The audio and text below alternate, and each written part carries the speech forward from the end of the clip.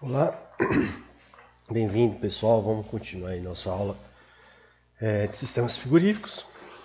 Vamos acertar aqui, aparecer um pouquinho aqui para vocês me verem, ok? Então para a última aula a gente deixou esse exercício 2.2 para resolução, né? Onde a gente fazia um comentário de um sistema frigorífico, no caso operando com R22, para vocês, conforme o número de RA ia variando esse exercício, mas a capacidade de refrigeração e as temperaturas do evaporador e do condensador se mantinham a mesma, ok?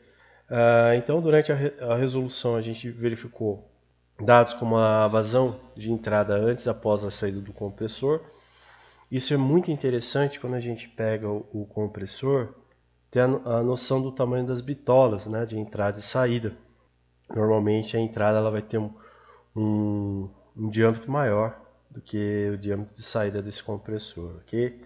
A temperatura de saída do compressor na consideração de isentrópico, ok? Isso aqui é importante por causa da necessidade ou não de resfriamento dessa carcaça, né? Essa temperatura não pode passar um determinado nível, né? Às vezes por questão de projeto.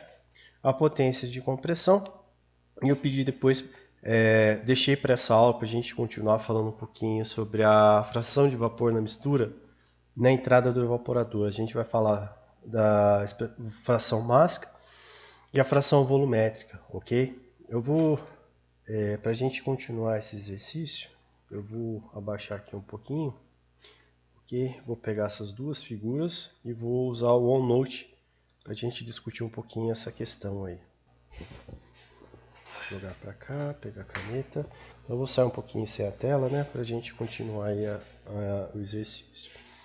Então, a questão dessa fração, um outro comentário interessante, principalmente quem for fazer trocadores de calor, vou pegar aqui e eu vou colar. Bom, e agora eu aumento essa figura. O que acontece, né? O fluido, ao sair aqui, né, do ponto 3, passar pela válvula, ocorre a expansão, ok? Cai pressão e temperatura, e isso que permite meu roubar energia, né, na forma de calor lá no evaporador. O processo a gente sabe que é isoentálpico, ok? Só que eu quero achar a fração mássica e a fração volumétrica do meu vapor, ok? Porque o que acontece, né? Vapor. Parte, né? Como está aqui, ele vai ter um título, perfeito? Parte vai estar como massa de vapor e uma outra parte vai estar como massa de líquido. O mais importante para mim é essa massa de líquido, como comentamos, que é ela que vai ter a capacidade de pegar a energia e vai se transformando em vapor saturado, perfeito? Então, o ponto 4, eu sei que a entalpia do ponto 4 vai ser igual à entalpia do ponto 3, perfeito? Então, se eu quiser minha fração mássica, né, de vapor, a gente sabe que título é massa de vapor sobre massa total, perfeito? Se eu tiver a entalpia do líquido saturado, do vapor saturado, e aqui a entalpia do líquido saturado, né, a gente chega à conclusão, né, que daí lá o H4 seria título, né, vezes, só deixa eu pensar aqui, pessoal, de vapor saturado, mais 1 menos X, né, vezes líquido saturado. Então, se o título tiver igual a 1, quer dizer que eu só tenho vapor e vice-versa. E a partir dessa relação aqui, eu acho meu título. Perfeito? Para o nosso exercício, essa definição já foi feita, né? Então, vamos, só deixa eu caçar aqui do exercício. Ok, ó. Então, essa relação. Eu acho, né? Aqui essas propriedades eu já acho pelo ES, ou uma tabela termodinâmica, eu chego que o título é igual a 0,9274. O que significa, né? Aproximadamente 30% dessa massa, né, que está ali, é vapor saturado. Os outros 70%, alguma coisinha a mais, é líquido saturado. Agora a fração volumétrica, né, ela tem um pequeno porém. Então a fração, né, eu quero agora saber de vazão. Deixa eu pegar aqui para poder me... Né? Então aqui o que seria, né? Isso é nosso volume ou vazão volumétrica, volume de vapor saturado, ok? E aqui é o nosso volume da mistura. Pode ser volume, densidade. Aqui é volume específico, né? Pode ser definido dessa forma. Eu sei que o volume de vapor é dado como o quê? Né? A vazão máxima que está indo, né? Vezes o título. Então isso aqui dá massa de vapor vezes o volume específico do vapor saturado. E o total da nossa substância seria a massa vezes o volume da mistura. Perfeito? Então eu posso simplificar esse termo com esse termo e eu chego nessa relação. Ok? Deixa o professor... então, vapor saturado aqui é o volume 4. Então eu vou descartar isso aqui. Perfeito? Eu sei que algumas entalpias eu só vou precisar dessas propriedades aqui e vou abrir propriamente o ES para a gente poder fazer essa avaliação. Tá bom? Então, só deixa eu acertar ele aqui um pouquinho. Devia ter acertado antes de iniciar a aula. Deixa eu parar aqui já acertando. Então vamos continuar aqui. Então eu preciso achar as propriedades. Então só para facilitar rápido, né, a temperatura do estado do evaporador é igual a menos 12. A temperatura do condensador é 40. Né, eu vou achar a entalpia do ponto 3, que é entalpia. R 22, preciso de duas propriedades, então eu vou entrar que é T-conde, né? Eu posso também entrar com pressão. E título é igual a zero. Aqui agora, então tranquilo, né? Ele me achou aqui. A entalpia do ponto 3 está batendo, então, ok? Posteriormente, achando a entalpia do ponto 3, né, eu preciso agora de uma outra condição, né? Achar a entalpia do ponto 4, mas eu sei que H4 é igual a H3, perfeito? Então, eu posso achar o título, né? X do ponto 4. Aqui eu não preciso fazer, se eu não estiver enganado é quality. Só vamos usar aqui o function info, termodinâmica, né? Eu quero achar quality, perfeito? Então eu preciso de duas propriedades, então sem erro nenhum. Quality é essa palavra, R22, né? Eu sei que minha entalpia vai ser igual a entalpia do ponto 4. E minha temperatura, já que é mudança de fase, eu posso pôr até pressão, é igual a T de evaporador, TVP. Se eu der o F2, ele vai achar lá meu título igual a 0.297. Perfeito, show de bola. Tranquilo? Então, como a gente já fez a dedução da nossa formulinha, para não ter essa complicação de ter que reescrevê-la novamente, aqui está a dedução. Então, o F4, que seria nosso volume, né?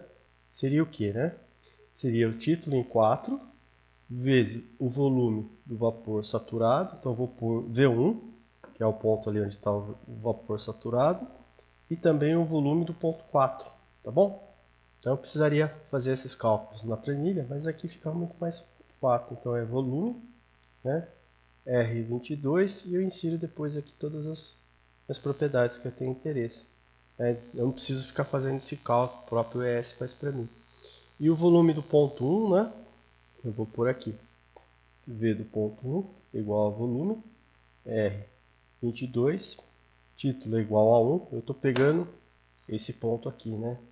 O ponto 1 também é só vapor saturado, então não tem essa dificuldade.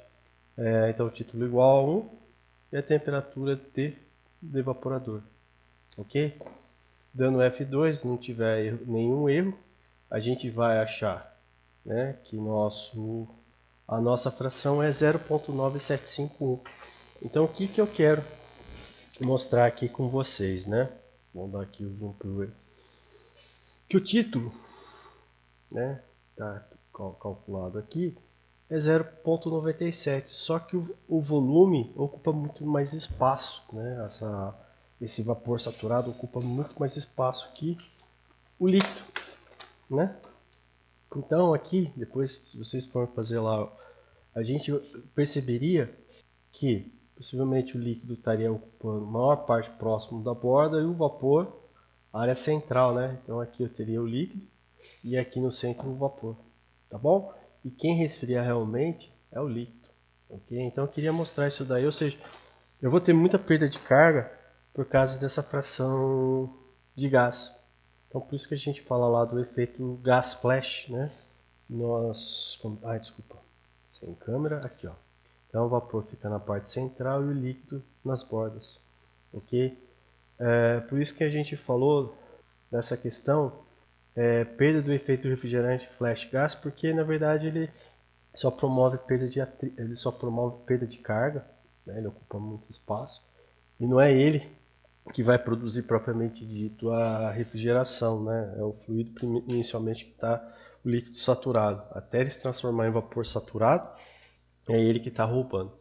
Tá bom, pessoal? Então fica essa dica aí, ok? Então, resolvido a parte básica, né? Esse sentido,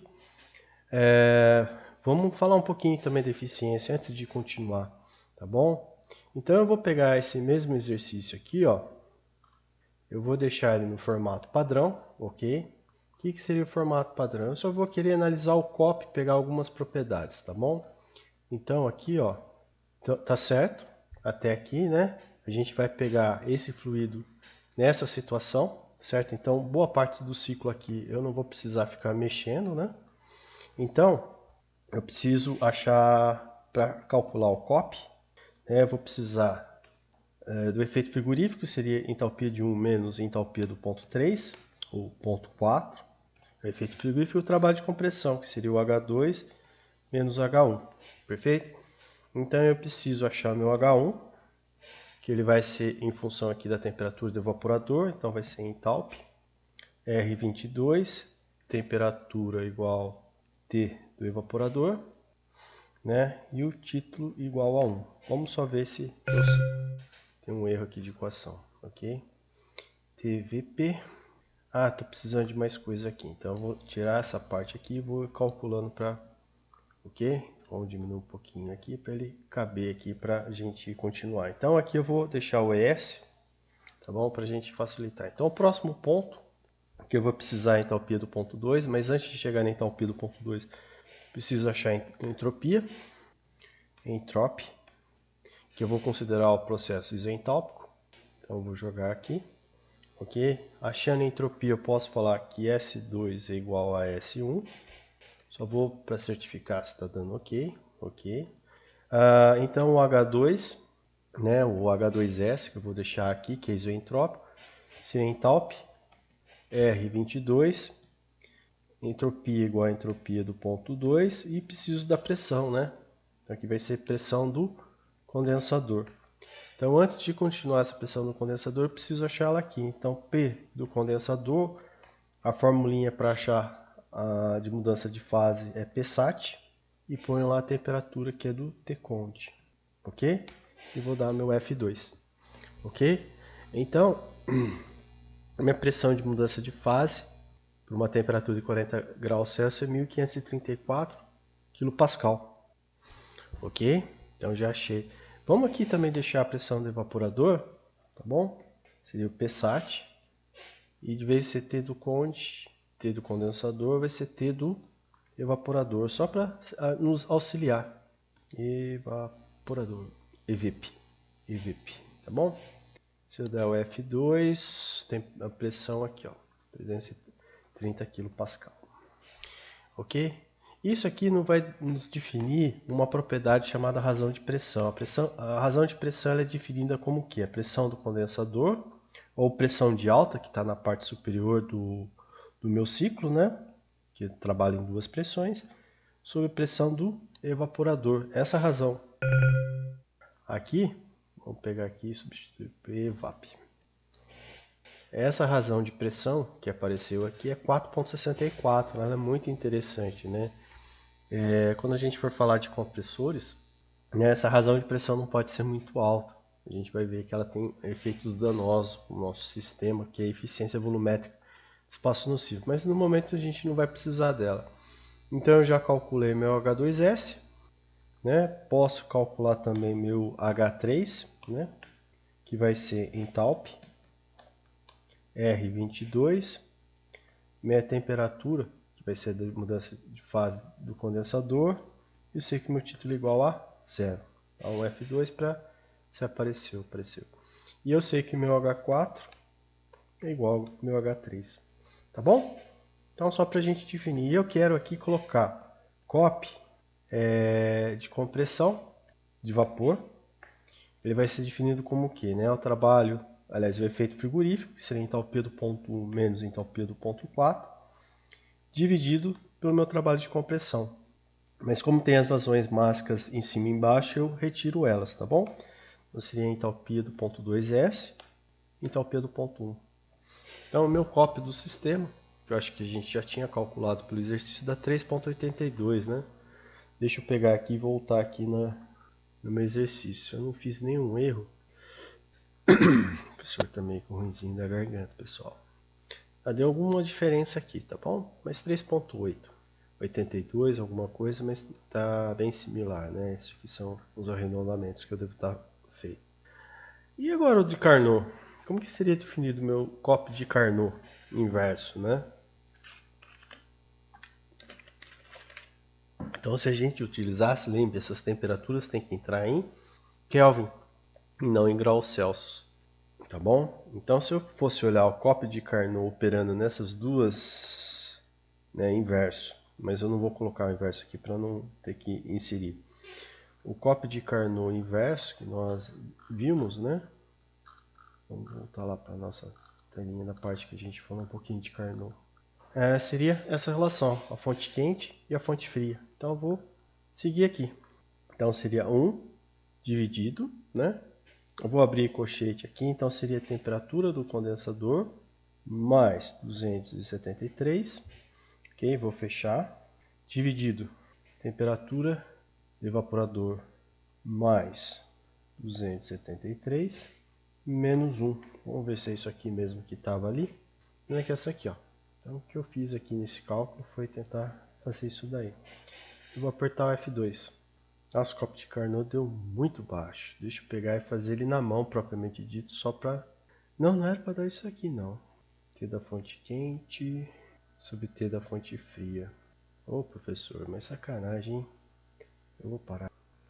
Então, pessoal, dei uma paradinha aqui para achar um erro de síntese, né, que eu fiz. Então, o que aconteceu, na verdade, na hora que eu fui colocar aqui, eu esqueci desse símbolo aqui, certo? Então, tava tudo isso daqui dividido por uma coisa pequenininha que estava dando T negativo, então por isso que estava dando aquele valor. Mas eu apertando o F2, então eu estou vendo que o de compressão é 3,88 e o de Carnot 5,09. Pessoal, toma muito cuidado que o Carnot e o de compressão idealizado, né, embora que o Carnot ainda esteja dando maior, né, às vezes fica difícil fazer essa comparação desse jeito aqui, ok? Mas eu vou fazer uma coisa para a gente poder ter uma noção. Como eu deixei tudo atrelado, eu vou mudar minha temperatura do evaporador, eu vou reduzir a temperatura do evaporador. O que vocês acham que vai ocorrer, né, com o copy? Então eu vou inserir aqui umas preferências, né? Deixa eu ver aqui, né? Deixa eu pegar aqui, eu vou mudar a tela para vocês poderem ver, sem câmera. Então eu tirei minha temperatura do evaporador, então eu vou inserir tabelas. Então uma das minhas temperaturas é o T do evaporador, tá bom? Vou inserir ele. Vou inserir uma outra propriedade, isso só vale para o R22, né? Que é a razão de pressão. Então daí eu vou calcular aqui meu copy de compressão e meu copy de Carnot. O que vocês acham que vão ocorrer se eu reduzir a temperatura do evaporador? Então aqui eu vou deixar só 10 corridas, tá bom? Para não ter que inserir muito. Vou mudar aqui esses valores, vou alterar os valores, vou começar de menos 10 e vou pedir para ele fazer incremento de menos 5 em menos 5, dando OK, menos 10 e menos 15, e vou pedir agora para ele resolver esse equacionamento. Então eu aperto F3, tá bom? Feito isso, ele fez totalmente e agora eu quero ver. Então, se eu for reduzindo, deixa eu ver se vai aparecer aqui no S. Se eu for reduzindo minha temperatura de evaporação, o que vai acontecendo com a minha razão de pressão? Vai aumentar, porque minha pressão do evaporador que está embaixo, né?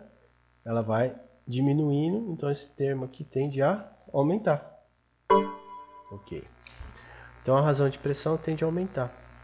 O que vai acontecer com o copy? Quanto mais eu afastar a temperatura, né, de condensação e evaporador, a tendência é o copy diminuir. O mesmo vai ocorrer se eu fixar a temperatura do evaporador e aumentar a do condensador. Tá bom? Eu vou precisar de muito mais trabalho. E o de Carnot também diminui, né? Isso daqui é quase propriamente compreensível, né?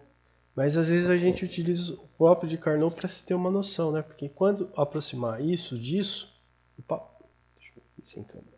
Então quando eu estou utilizando de Carnot, quando isso aqui, né, tiver muito próximo um do outro, isso aqui tende a 1.0001, alguma coisa positiva, menos 1, isso aqui tende a infinito, então meu copo tende a infinito. Então se eu aumentar, né, a temperatura da fonte quente ou reduzir a temperatura da fonte fria, o meu copo vai diminuir. Isso que não é aconselhável às vezes, né, se o condensador está em um lugar que seja muito quente ou exposto à radiação solar, porque se aumenta o lado quente. Da mesma forma, não compensa muitas vezes reduzir, né, por uma temperatura muito baixa do lado do evaporador, né, para tentar resfriar muito rápido, que esse desempenho não é adequado. Se nós formos avaliar esse mesmo processo agora do nosso ciclo de compressão a vapor, o que acontece? Né? Conforme a gente vai reduzindo essa temperatura do evaporador, né, as linhas de compressão acabam sendo maiores, né? Embora seja isentópico, elas estão aqui, vocês vão aumentando muito o trabalho de compressão, tá bom? E outro efeito que vai ocorrendo aqui, que vocês vão reduzindo o efeito frigorífico, ok? Então é um comentário que eu queria fazer aí antes de nós continuar o exercício. E essa razão de pressão que posteriormente nós vamos notar como um formato de eficiência volumétrica, né? Um compressor que trabalha alternativo, isso vai dificultar muito o trabalho dele, tá bom? Então vamos propriamente dito agora entrar na nossa próxima parte do ciclo e comentar algumas coisas que realmente ocorrem, né? Então a primeira parte que ocorre aqui no evaporador, né? Nem sempre você vai trabalhar com título igual a 1, né? Então, em muitos casos você vai precisar de um superaquecimento. Quando esse superaquecimento ocorre dentro do próprio evaporador, a gente chama de superaquecimento útil, né? Como que ele é dado? Ele é dado como temperatura do meu fluido no estado 1 menos temperatura de mudança de fase no evaporador. Então vamos supor que o meu evaporador trabalhe a uma pressão de mudança de fase 5 graus Celsius, mas ele sai aqui, né, depois do evaporador, com 10 graus Celsius. Qual que é o superaquecimento útil, né? Então seria 10 menos 5 igual a 15. Esse superaquecimento útil, ele vai ser um pouquinho ruim para o meu compressor no momento que eu vou ter uma outra linha de compressão isentrópica, né? Desculpa se eu falei errado. Aqui que vai aumentar o trabalho. Mas esse superaquecimento ele é necessário para que evitar, né? Nem sempre eu vou poder garantir que o meu título vai sair igual a 1. E se for líquido para o meu compressor, como já tínhamos conversado antes, vai ocorrer uma degradação, uma erosão ali dentro da carcaça, né? Que o líquido tem maior massa inercial. Ele chocando ali com as paredes, né? Que está numa alta velocidade, vai começar a desgastar mais rapidamente os componentes internos. Então eu tenho superaquecimento útil. Mas pode ser também que nessa linha de ligação do evaporador até meu compressor, essa linha não esteja bem isolada, esteja em contato com o ambiente. Então parte, por exemplo, ele chegou a 10, mas antes de entrar no meu compressor, ele chegou a 20 graus Celsius. Acontece isso, viu? Então, o superaquecimento total é 20 menos 5. Tá bom? Então seria o superaquecimento total seria 25 graus Celsius. Só que o útil seria 15, tá bom? E o restante foi aquecido sem trazer benefício próprio para o meu sistema, né? Porque eu não quero pegar calor do ambiente que está lá fora. Eu só quero pegar de onde eu estou com o meu evaporador inserido, tá bom? Então esse superaquecimento é uma necessidade existente, né? Por isso que eu estou colocando aqui, ó, ciclo real, tá bom? Posteriormente, uma outra coisa que vai ocorrer é o subresfriamento, tá bom?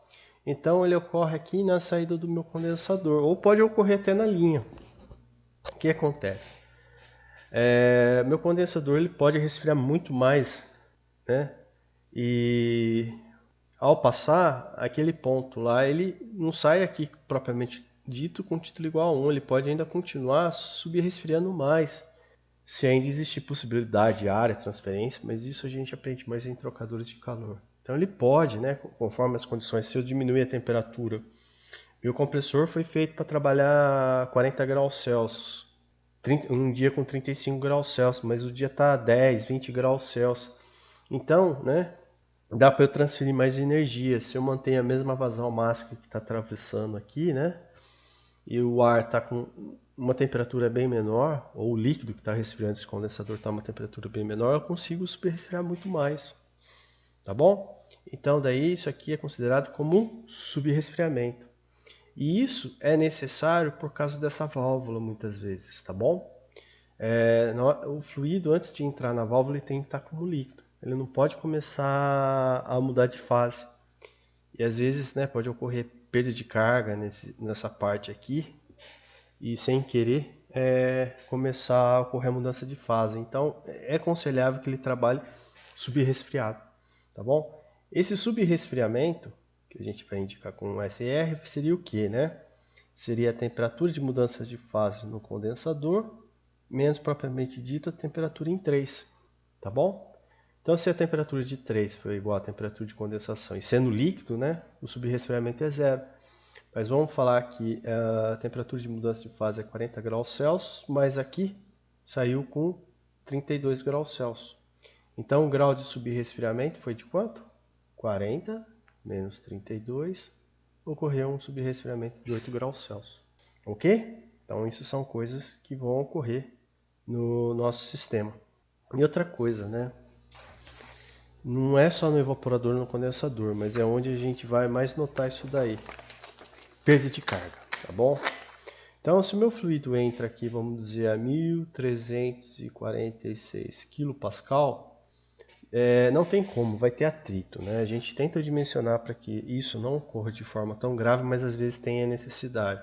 Aqui vai sair com 1342, né? Vamos só supor. Então houve uma perda de carga de 4 kPa, tá bom? Isso não tem como não ter esse efeito. Isso também vai ocorrer no evaporador, ok? Nessas linhas de ligação, embora a gente não está olhando, também vai ter perdas de carga ao longo da linha. Aqui está um esquema simplificado, mas eu poderia imaginar que teria bitolas aqui de ligação com o compressor, existia desníveis, curvas, cotovelos e assim, então vai existir essas perdas de carga. Só que na nossa situação, essas perdas de carga a gente considera que sejam desprezíveis em face dessas pressões, mas são coisas que vocês já aprenderam lá em máquinas hidráulicas e o procedimento de cálculo de perda é similar, tá bom? Então a gente não entra em conta disso daí. Uma outra coisa que vai existir também no nosso compressor real, né?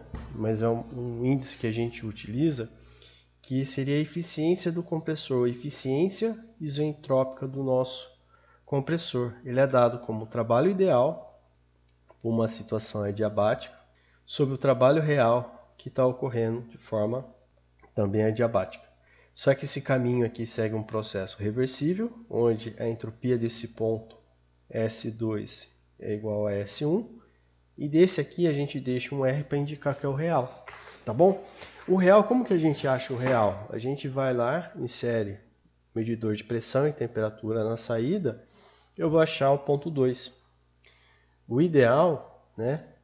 Eu tenho um medidor de pressão e temperatura aqui, vou numa tabela, acho o S1, né? Eu sei que o S2 seria alguma outra coisa que estaria aqui, né? 2S. Eu sei a pressão que teria que sair, então eu consigo avaliar essa eficiência isoentrópica, admitindo que esses processos ocorram de forma adiabática, tá bom? Então isso aqui é a questão das mudanças. Se eu for olhar propriamente um ciclo, né? Então aqui que acontece? Saiu do evaporador, vai ter perda de carga, né? Às vezes vai ter essa outra ponta aqui, essa outra ponta aqui de perda de carga até chegar no compressor, na própria linha, depois ele vai ser comprimido, saindo do meu compressor, às vezes tem perda de carga, e assim sucessivamente, né? Então é um pouco difícil aí a gente ter essas noções, ok? Então aqui, um ciclo real, vamos pensar aqui como que a gente pode elaborar esse exercício. Então vamos para o exercício extra, tá bom? Depois eu faço alguns comentários, eu vou descartar e vou vir para o exercício extra para tentar explicar para vocês essa questão da eficiência, tá bom?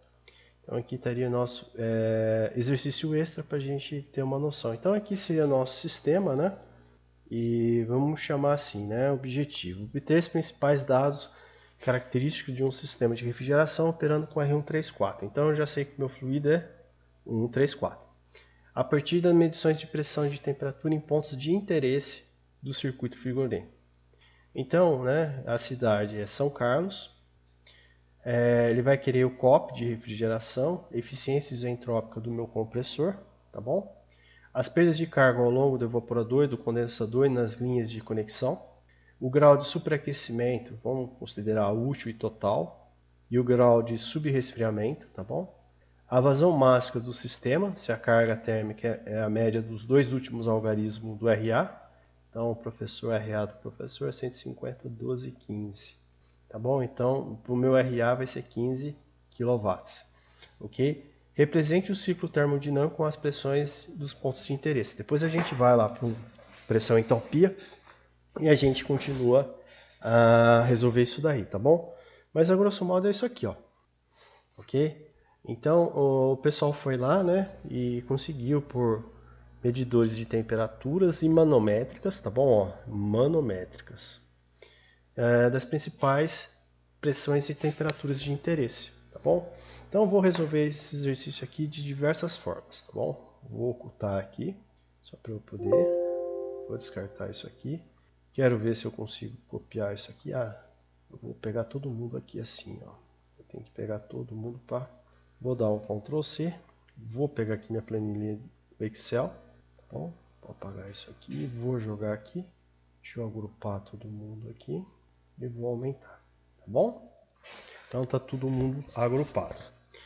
O próximo passo que o professor vai fazer, eu vou pegar aqui minhas pressões dos pontos e minhas temperaturas. Eu não sei se ele vai jogar de forma bonita para mim no meu gráfico de Excel, tá bom? Mas vamos ver se eu... Então tá aqui, ó. Então eu tenho aqui minhas pressões, tá bom? Manométricas e as temperaturas, ok? O próximo passo que eu tenho que fazer, lembre pessoal, isso aqui é nossa pressão manométrica, né? A pressão manométrica, na verdade, a pressão total que eu preciso seria o quê? A nossa pressão atmosférica mais a pressão manométrica, ok? Então, vou dar uma ampliada aqui para vocês conseguirem ver pelo Excel, tá bom? Então eu vou ter que fazer o que aqui, né? Essas aqui são minhas pressões manométricas, eu preciso das pressões vou chamar assim, absolutas. Então só deixo eu jogar isso aqui para cá e jogo esse ponto para cá, tá bom? E vou apagar isso aqui. Então minha pressão propriamente dito, que eu poderia chamar de absoluto, seria o que, né? Seria minha pressão manométrica mais a pressão da cidade de São Carlos, tá bom? Esse é um grande perigo, né? 1250. Então eu jogo todo mundo aqui e não tem erro nenhum. Perfeito? Então vou voltar aqui a cena sem a câmera. Então agora eu vou voltar lá para o meu exercício e vou pegar só essa tabelinha aqui para a gente saber o que ele está pedindo, né? Para eu poder fazer os cálculos. Então eu sei que o meu fluido é 134A, então eu vou deixar isso aqui, vou deixar ele aqui só para eu poder visualizar com formatar a forma da figura, preenchimento de forma, não está aceitando muito. Mas tranquilo, tá bom? Então, o que o exercício está pedindo para a gente? COP de refrigeração, tá bom? Qual que é a definição de COP de refrigeração? Então, o COP, qualquer seja o meu sistema, né, é definido como o quê? A carga, né, de resfriamento sobre meu trabalho de elétrico, tá bom? Na verdade que eu paguei de trabalho, não seria nem trabalho, quanto que eu tenho que entregar. Eu sei que isso aqui é 15 kW, tá bom? Ele está pedindo para mim agora a potência do meu sistema. Para eu achar a potência que está ocorrendo, né, o correto seria pegar ir lá no meu sisteminha, né, e medir o quanto que está sendo gasto aqui no meu sistema, né, no meu compressor.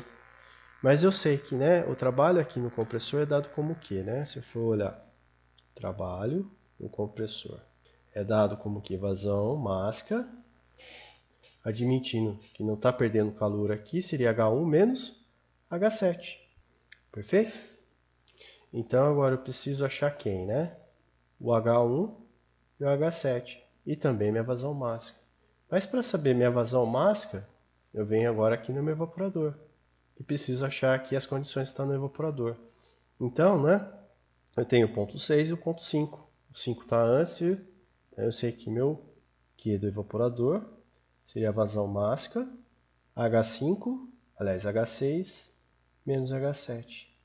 Perfeito? Então eu preciso achar a propriedade aqui e aqui.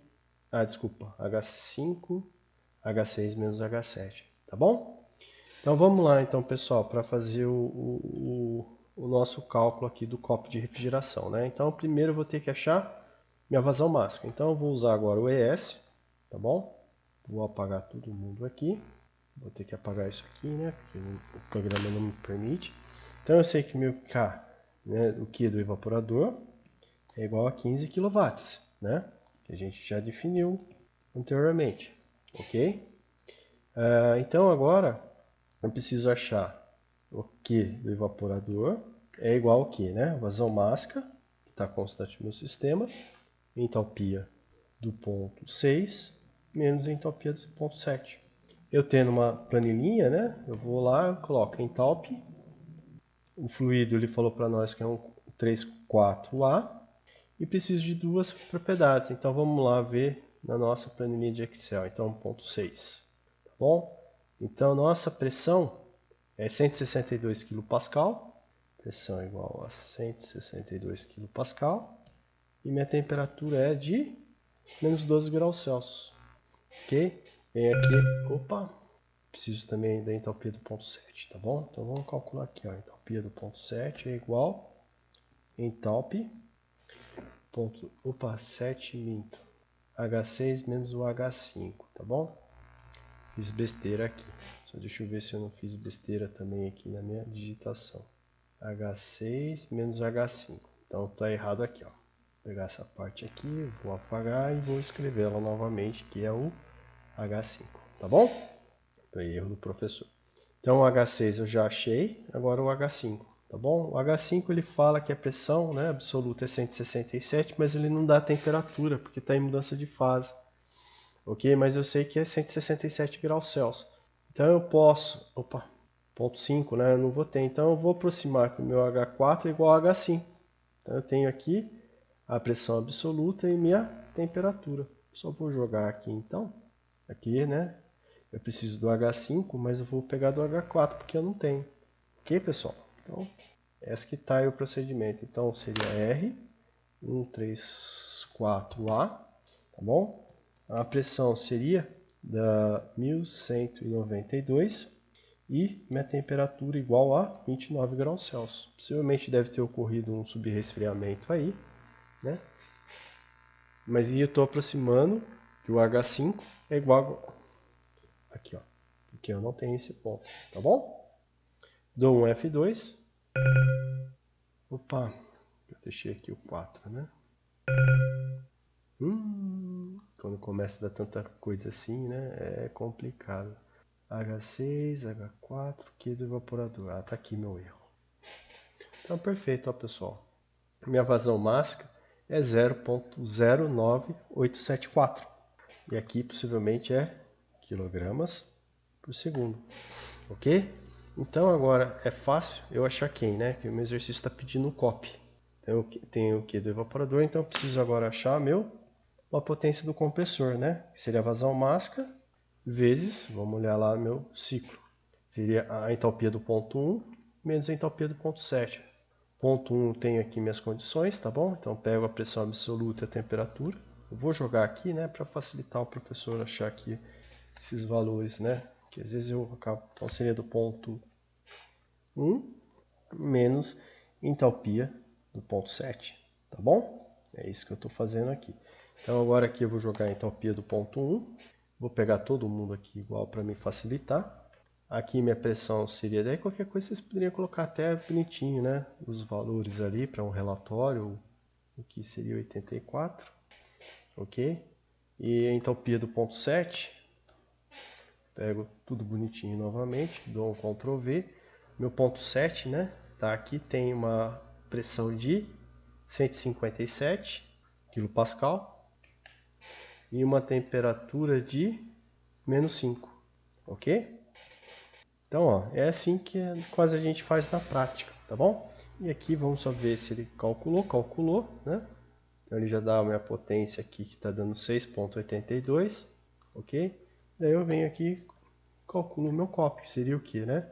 Q do evaporador sobre meu trabalho, tá bom? Então estou obtendo um COP de aproximadamente 2,38, aproximadamente 2,40. Então meu COP aqui de refrigeração está em 2,38, tá bom? Então, se eu fosse lá no exercício, né, no relatório, se fosse colocar o relatório, aproximadamente 2,38. Entenderam, pessoal? O segundo passo que o exercício acaba nos pedindo é a questão, né, da eficiência isentrópica do compressor. Então, é isso aqui, ó. Tá bom? Então, como que eu vou achar lá a eficiência isentrópica do compressor, né? Então, eu tenho meu compressor, o sistema aqui que está ocorrendo com ele, né? Opa, tá difícil aqui, tem que jogar para lá e para cá. Então eu tenho a entalpia do ponto 7, tenho os dados do ponto 7 e do ponto 1. Só que antigamente a gente falava que era igual ao 1, né? Só que aqui possivelmente ele não tá. Mas o que eu posso fazer? Eu vou achar a entropia do ponto 7, tá bom? Então aqui está o 7 e aqui volta a ser o 1. Então o que eu vou imaginar, né? Se eu for olhar aqui um gráfico temperatura, entropia, eu vou imaginar um processo que seria isentrópico. Então S de 7 e vou procurar aqui um S1S, tá bom? Para achar uma propriedade que eu preciso. Então vamos lá. Então, jogar um pouquinho para cá. Isso aqui eu posso jogar um pouquinho, só diminuir para me facilitar a visualização. Então vou jogar aqui agora novamente. Então, eu vou procurar o S7, que é a entropia, né? Entropia, entropy, e as mesmas condições do ponto 7 aqui, ó. Tá bom? E jogo aqui, ok? Feito isso, então, agora que eu achei minha entropia, eu posso achar o S1S, tá bom? Eu vou colocar S, na verdade, o H1S, tá bom? Para indicar que seria isso daí. Então, seria enthalpy. Qual que é o caminho que vai ocorrer, né? Se um processo isentrópico, então a entropia tem que ser igual à entropia do ponto 7. E eu preciso mais de alguma condição aqui do ponto 1. Para a condição do ponto 1, eu preciso, na verdade, minha pressão. Até o final que eu quero ir da pressão, né? Então, da pressão final, 342. Né? Já calculei a entalpia do ponto 1? Já. Então, vai dar para a gente fazer essa comparação. Então, o real está chegando em 313 e o ideal 297, tá bom? E ambos partiram com uma entalpia 250. Então, se eu for fazer então aqui o cálculo da eficiência isentrópica, né? Ela é definida como o quê? O trabalho real, não, minto. O trabalho ideal sobre o trabalho real. Quanto que seria aqui minha eficiência isentrópica? Compressor, tá bom? Então, se a gente for olhar lá, né? O trabalho isentrópico, o ideal, né, seria H2S menos H1. E o real, H2 menos H1. Só que no caso aqui a gente está com ponto 7, 1, e aqui seria no ponto inicial onde começou tudo, tá bom? Então seria o que, né? Entalpia do ponto 2S menos entalpia do ponto... Entalpia do 1S menos entalpia de onde começou, H1 menos H7. Então, se eu for calcular então agora a minha eficiência desse compressor isentrópico, né, considerando que fosse adiabático, a gente chega com uma eficiência de 74%, tá bom? Dava também para avaliar as temperaturas que ocorreriam, mas nesse caso não tem essa necessidade. Então, a eficiência do compressor já achei. Então, deixa eu só voltar aqui para não... Ele pede agora, né, as perdas de carga ao longo do evaporador e do condensador.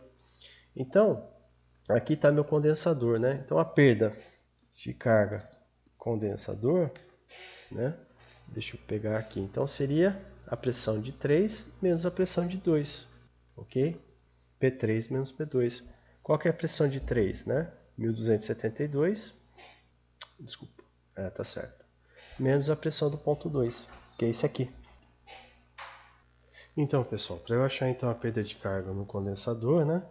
A gente estava falando aqui, ó, tive um probleminha.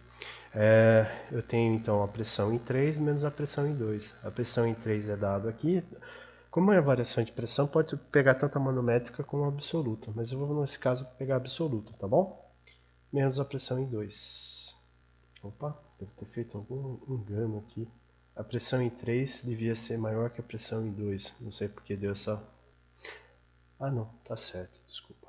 Seria a pressão do ponto 2 menos a pressão do ponto 3, ok? Então a perda de pressão seria 50 kPa, ok? Será que essa pressão está adequada, né, de kPa? Então, para a gente poder responder isso daí, os livros de... eu vou pegar aqui a perda de pressão também do evaporador e já faço esse comentário, evaporador. Ok, então do evaporador é aqui, ó. Então, antes da válvula, não, é da pressão de 5 até a pressão em 6. Então, a pressão em 5 é 75, ok? E a pressão em 6, 70 kPa. Então, foi menor a pressão lá no evaporador. Onde teve maior perda de carga, né? Foi no condensador. Agora, minha pergunta, será que é adequado, né, essa perda de carga, né? Então, para poder responder isso, vou pegar uma tabela termodinâmica, ok? Vou parar aqui para... Ok, então eu vou lá pegar a tabela termodinâmica no R134 e vou analisar ali para o meu condensador. Meu condensador, né, a pressão absoluta está... uma temperatura, né? Vamos pegar aqui o ponto 3, né? Que é de mudança de fase. Só para eu poder ter uma... Isso aí está desaparecendo, ponto 3. Então, próximo de 1180, 1270 kPa. 1200 Pascal. Então tá aqui, ó. Vai dar próximo da temperatura de mudança de fase. Tá aqui, ó. 1170, 1145, né? Então tá alguma coisa por aqui. O que eu faço, né? Eu pego a temperatura de mudança de fase e vejo uma variação de 1 grau Celsius. Então uma perda aceitável, né? Por exemplo, tá próximo de 1131. Uma variação de 1 grau Celsius, né? Que estaria aqui de pressão, daria uma 30 kPa, ok? Então essa perda aqui está um pouco acima do que normalmente é recomendado. No caso do evaporador, eu vou pegar aqui a de 5, né? Mas eu não vou ter muito dados aqui da pressão de 167, mas faço pegar alguma temperatura aqui próxima. Menos 12 graus Celsius. Então eu vou lá para menos 12. Então é 185. Uma variação de 1 grau Celsius para cima, 185. Aqui deu 5, 6, 7, 8 kPa. Então aqui estaria aceitável essa perda de carga, tá bom? Pode ter mais? Pode, né? Só que você aconselha que uma variação de 1 grau Celsius ali, né? A variação que eu veria na pressão não fosse isso daí. Ok? Então, as perdas no evaporador, condensador e nas linhas, é só eu pegar, né? Vamos pegar aqui, ó, 6 para 7. 6 para 7. Então, estava 162 e foi para 157. Então, a perda de pressão de 6 para 7 foi 3, 4, 5 kPa. 1 para 2. Ó, foi de 1250 para 1230. Pode ser esse daqui ou esse aqui, porque né, a variação. Então aqui foi uma perda apreciável, tá bom? Então isso daí são coisas que para se atentar, né, no relatório, às vezes o dimensionamento, né? Aqui está um formato bem simples, mas às vezes um comprimento excessivo e outras irreversibilidades que pode existir de perda de carga, tá bom? Superaquecimento, né? Como que eu dou o superaquecimento e o subresfriamento? Simplesmente eu veria, né? No subresfriamento, né, eu posso ver o total até o ponto 6 ou somente desse ponto. O que eu faria aqui, né? No ponto 6, a pressão, né, que eu estou tendo é 162 e minha temperatura é menos 12. Se eu fosse lá na tabelinha, 162 está próximo de 15, 16 graus Celsius, tá bom? Vamos pegar 15 graus Celsius aqui. Só que minha temperatura tá... Opa, não daria para utilizar aqui. 162,6 menos 12. Ah, perfeito. Então tá. A temperatura seria menos 15, né? Então a variação que eu tenho aqui desse superaquecimento do ponto 6 é superaquecimento útil, seria 3 graus Celsius, ok? E para eu verificar então aqui agora também do ponto 7, né, a pressão eu olharia aqui a temperatura, então aqui menos 5, e a gente tinha olhado lá que tinha que ser menos 15, né? Então o superaquecimento total, né, de quase 10 graus Celsius. E o super resfriamento, então aqui o ponto 3, né? Ponto 3 aqui, a pressão de mudança de fase é 1272. 1272. Poderia fazer também pelo S, ó, 1272. Ó, tá mais ou menos entre 48 e 49. Vamos supor que fosse 49 graus Celsius, tá bom? Só que ele foi para até 30 graus Celsius. Então 49 menos 30, 19 graus de subresfriamento. Perfeito? Daí a vazão máxima do sistema, a gente já viu. Represente o ciclo termodinâmico e os principais pontos de interesse. Aqui é só jogar no gráfico. Pressão, temperatura, lembrando depois ter as linhas de isentrópico. Existe uma forma de colocar isso aqui muito mais facilmente no ES. Esse aí eu deixo aí como um exercício para vocês colocarem. Eu penso melhor aqui depois para colocar, tá bom? Então essa seria a resolução desse exercício extra, né, que estaria. Então eu vou voltar aqui para nossa aula e vamos começar a falar propriamente desse superaquecimento. Superaquecimento e subresfriamento. Pessoal, nota que no caso do no superaquecimento aqui no evaporador, normalmente eu tenho uma válvula de expansão do estilo termostático, que ela regula, né, essa temperatura aqui, né? Ela permite maior vazão, menor vazão, maior vazão, né, do fluido conforme essa temperatura para fazer a regulagem. E nem sempre isso eu vou ter essa possibilidade. Então o que o pessoal, às vezes, né, para sistemas de pequeno porte, eles utilizam na prática é fazer um superaquecimento, né, aqui e um subresfriamento aqui, né, através de um trocador de calor. Então aqui que acaba sendo feito, né, na saída do evaporador, né, eles enrolam o fluido antes de passar pela válvula de expansão, né? Então eles trocam esse calor aqui, né? Então aqui, né, o fluido que está frio ele vai esquentar um pouquinho e eu garanto um superaquecimento que vai para o meu compressor. Ao mesmo tempo eu garanto um subresfriamento aqui. Então a variação de entalpia que vai existir aqui vai ser a mesma que está aqui, né? Se eu fazer um balanço de energia aqui, eu chego nessa relação, isso aqui, ok? A minha pergunta é: o que ocorrerá com o efeito de refrigeração e o que ocorrerá, né, com o desempenho de refrigeração? Então vai ficar essas duas perguntas. Porque isso daqui, né, não está ocorrendo no evaporador, tá bom? O que está ocorrendo no evaporador é daqui aqui, tá bom? E esse subresfriamento aqui, né, ele está ajudando o efeito de refrigeração. Só que ele está limitando essa outra parte aqui. Normalmente é esse tipo de sistema aqui que é colocado, né? Deixa eu ver se eu consigo aumentar a tela. Aqui, ó. Então aqui está a válvula que está indo para o meu compressor, tá vendo? Ela está bem isolada aqui. E aqui esse tubo aqui antes de chegar no tubo capilar, tá bom? É o que está vindo lá do meu condensador. Todo sistema usa isso? Não, nem todos, tá bom? As vantagens desse sistema, né, permite somente vapor superaquecido seja aspirado pelo compressor e evita, né, que meu líquido aqui, né, ele possa começar a ocorrer, se tiver uma perda de carga excessiva, ele não comece a evaporar aqui nessa parte, ok? Então, esses aqui é o exercício 2.3, ok? Ele tem como base o exercício 2.2, o anterior, com as mesmas pressões do condensador e evaporador e com a mesma capacidade de refrigeração, né? O que vai acontecer é somente essa mudança, ok? Então ele pergunta qual a temperatura do fluido no estado 4 e no estado 1, perfeito? Qual a vazão máxima do fluido refrigerante, suas vazões volumétricas na entrada do compressor e calcule o COP, tá bom? E faço uma comparação, aqui eu deixei 3.2, mas na verdade aqui é 2.2, tá bom? Tem que corrigir isso daqui. Eu percebi que esse erro também estava aqui, ó, 2.3, tá bom? Isso aqui seria o tema 3, conforme a formulação que a gente realiza.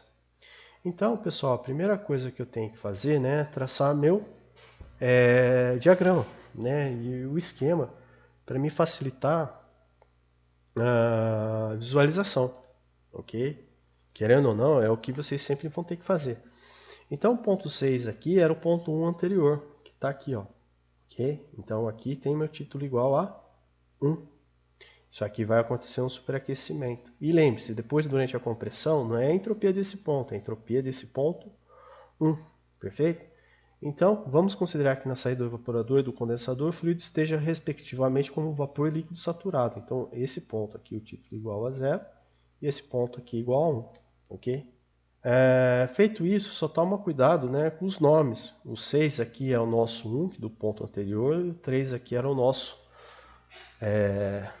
3 propriamente dito, né, do outro caso, mas com mudanças, né, que aqui está o 4. Então, para a gente ver, né, a temperatura, né, já que possui 5 graus acima, a temperatura vai estar menos 7 e minha pressão está 330 kPa. Então aqui ele vai estar como superaquecido, tá bom? Eu teria que olhar lá na tabela termodinâmica de gases superaquecidos. Mas como eu estou fazendo pelo RS, já eu acho entalpia, entropia e volume específico, ok? Aplicando-se um volume no trocador, então o que acontece, né? Eu tenho as condições aqui do meu fluido aqui, tenho essas condições aqui, então tenho essa condição, então eu vou achar esse ponto 4, tá bom? Então, ó, tá vendo? Aqui é um balanço de energia, a variação de entalpia de um lado tem que ser igual à variação de entalpia do outro, que eu quero achar esse ponto 4. Como eu já tenho as propriedades já definidas, eu achei a entalpia. Se vocês quiserem, né, na dificuldade, vocês podem aproximar isso daqui para a mesma temperatura do líquido saturado, para facilitar, tá bom? Mas pelo ES aqui, né, o estado 4, vocês conseguem achar a temperatura, e vai dar muito próximo, tá bom? Isso aqui o próprio ES acha. O que vocês teriam que inserir aqui, né? T4 seria o que, né? Se eu não estou enganado é temperature. Você põe lá o nome do fluido, ponto e vírgula e duas propriedades. Uma da propriedade é a pressão, que não vai mudar, a gente considera que a variação é muito pequena, e a entalpia que a gente achou, tá bom? E vocês vão achar a temperatura. E aqui pergunta qual que é o grau de subresfriamento. Qual que é o grau de subresfriamento que eu consegui disso aqui. Ok? Então, se aqui é 37,52 e a nossa temperatura de mudança de fase é 40, é só fazer a diferença. Tá bom? Então, agora eu vou analisar o efeito, a vazão máxima. Só que o efeito frigorífico, né? A sensação é que houve um aumento aqui, né? Só que isso daqui, esse aumento desse lado, propriamente dito, não promoveu, né? Isso aqui não melhorou o efeito frigorífico, é somente esse resfriamento aqui, ok? Então eu aplico lá, né? Lembrando que esse ponto aqui é o H5, que vai ser igual ao H4, o H6 ainda é a mesma condição, então a gente vai perceber que houve um ligeiro diminuição da vazão máxima por causa de um aumento, né, do efeito frigorífico, tá bom? Mas será que isso melhora o COP? Não sei, né? Porque eu vou talvez ter um aumento de trabalho, isso aí vai ocorrer, né? E quanto mais a linha estiver vindo para a direita, mais a linha isentrópica está decaindo. Então, para calcular a vazão agora para o ponto 1, né, eu tenho a vazão máxima, tenho a propriedade, né, do volume específico, né, nesse caso aqui eu achei 7 litros por segundo, então não houve uma mudança drástica, tá bom? Então, devido a uma pequena diminuição da vazão máxima nessa configuração, porém com um ligeiro aumento do volume específico, isso daqui aumentou, mas isso aqui tendeu a cair em comparação do outro. Então foi ficou meio que parecido com o outro. Isso aqui depende muito do fluido, né? Então agora eu preciso achar aqui minhas condições do ponto 2, mas agora eu parto da entropia desse ponto, não desse aqui, né? Porque minha compressão está sendo nesse ponto. Então, tendo a pressão e a entropia, acho a temperatura do meu ciclo. Antigamente, acho que isso aqui estava em 67, ou seja, houve um aumento, houve um aquecimento maior aqui, ok? E calculo o meu copo de refrigeração, tá bem? Só que lá no outro copo era 3,89. Esse aqui eu estou 3,87. Ah, caiu? Caiu. Mas é uma forma que eu tenho de fazer um superaquecimento, né? de forma simplificada, ao invés de calcular uma válvula de expansão com essa regulagem, com essa automação. Tá bom, pessoal? Aqui é a eficiência do compressor, a gente já falou bastante, ok? Então, vamos ver aqui, ó. Então agora é a gente está com 1 hora de exercício sendo realizado. Eu vou comentar esse exercício, tá bom? O que a gente pode fazer aqui? Deixa eu parar aqui só para pensar e eu já volto. Então tranquilo, pessoal. Vou resolver esse exercício aqui, tá bom? Ele não está na mesma situação, eu peguei outras temperaturas para trabalhar com outros fluidos, tá bom? A gente vai trabalhar com o R22 aqui, mas eu vou pedir depois o exercício, né, extra, vocês vão ter que fazer esse mesmo cálculo, né, para o exercício que vocês fizeram para minha entrega, só que vocês vão colocar uma eficiência de 90%. E a partir disso vocês vão calcular outras coisas a mais, né, desse sistema, tá bom? Então vamos dizer, um cálculo muito mais aprofundado, ok? Vou deixar esse aqui, acho que como exemplo. Então, o que vai ter que acontecer? Vocês usam a mesma temperaturas, tá bom? A capacidade de refrigeração vai ser de 50 kW, mas a gente vai modificar o fluido. E a resolução do exercício está aqui simplificado, né? O que vai acontecer é que eu estou inserindo um compressor aqui, né? Onde a saída aqui não vai ser igual ao que fosse aqui, que seria o 2S, tá bom? Então, aqui está o procedimento de cálculo, né? E eu vou deixar para vocês com uma questão de estudo, tá bom? E é seguir com essa mesma sequência, tá bom? Só que agora vocês vão verificar o trabalho ideal e a questão das entalpias, como vocês vão achar. Nesse caso aqui, né, como eu achei o H2 por aqui, é para poder achar a temperatura. Mas no caso aqui, vocês utilizando o ES, vai ser muito mais rápido, tá bom? E lembrando, né, o calor rejeitado lá no condensador, se não tiver perda de energia em nenhuma outra parte, né, de calor, vai ser o trabalho do compressor mais o de refrigeração, né? Isso aqui a gente faz isso aqui, mais que do frio, seria a quantidade que a gente estaria extrapolando da parte quente, tá bom? Então eu vou deixar esse exercício aqui para vocês poderem estudar melhor, né? Mas vocês resolvem com todo esse desenvolvimento, ok? Respondendo essas mesmas perguntas. E essa continuação aqui, né? Dá até para vocês verificarem ou fazer as comparações. Eu tenho esses valores. Gostaria que vocês calculassem razão de pressão, mas eu vou deixar esse exercício detalhado, né, na aula para vocês resolverem e entregar para mim. A questão é que vocês estudem, vocês, né? E a partir disso, né, vai desenvolvendo, trabalhar, né, pegar essa termodinâmica, olhar o ciclo e conseguir entender, ok? Então aqui a gente terminaria, né, a questão da nossa primeira parte do curso, né, pelo menos esse tema 2, e eu já gasto daí as outras 2 aulas falando sobre o múltiplos estágios de pressão. Eu vou elaborar aqui um exercicinho, né, legal para vocês me entregarem dando nota, daí eu tento elaborar um pouquinho melhor aí. Perfeito, pessoal?